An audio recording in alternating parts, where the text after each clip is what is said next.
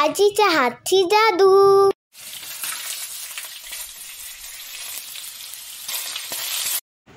नमस्कार मंडळी, आजीच्या हातची जादू या चॅनलवर आपल्या सगळ्यांचे खूप खूप स्वागत आहे।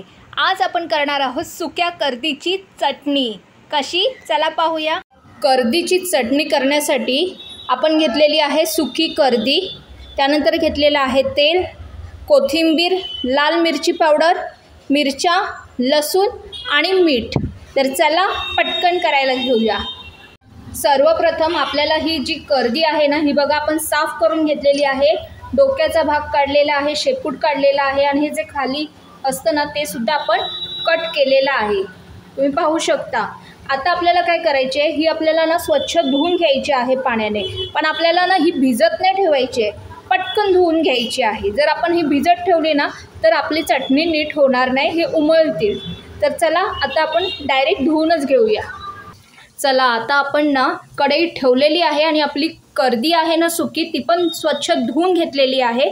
आता आपण ही कढईमध्ये घालूया आणि आपल्याला काय करायचं आहे, ती चांगली क्रिस्पी होईपर्यंत भाजून घ्यायचं आहे।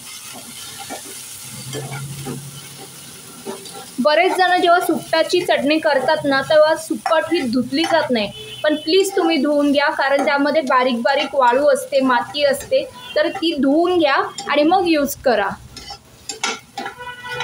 आता हे एकसारखं आपल्याला फिरवत राहायचं आहे। गॅस मिडियम ठेवायची आहे आणि क्रिस्पी होईपर्यंत, कुरकुरीत आपल्याला टेक्स्चर हवं आहे, तर तोपर्यंत आपल्याला ही परतवतच राहायची आहे।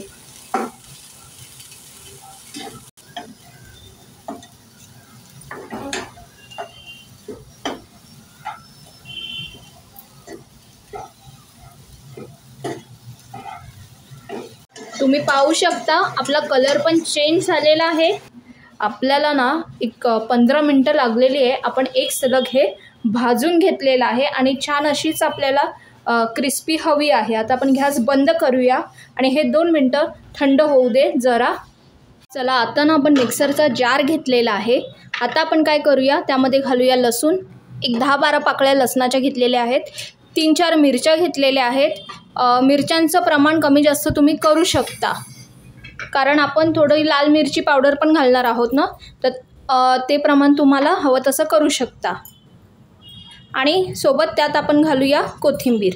आता हे आपण बारीक वाटून घ्यायचं, बारीक म्हणजे अगदी नाही, थोडं गरगरीत। तुम्ही पाहू शकता आपण ना हे गरगरीत असं बारीक करून घेतलेलं आहे।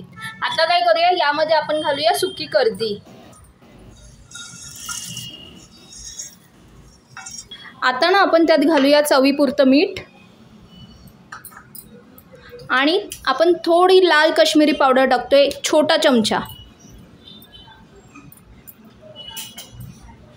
आता ना आपण पुन्हा हे मिक्सरला बारीक करून घेणार आहोत।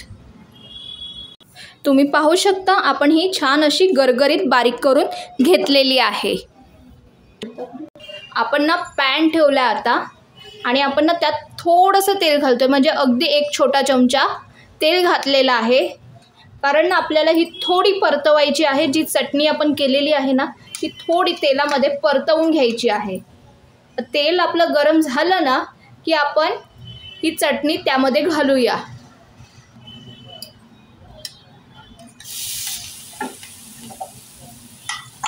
जास्त नाही, 2-4 मिनटं आपल्याला ही परतवून घ्यायची आहे, जास्त नाही, कारण आधीच आपण कर्दी चांगलीच भाजून घेतलेली आहे, त्यामुळे वेळ लागणार नाही आहे। एक 2-4 मिनटं ही चांगली परतवायची।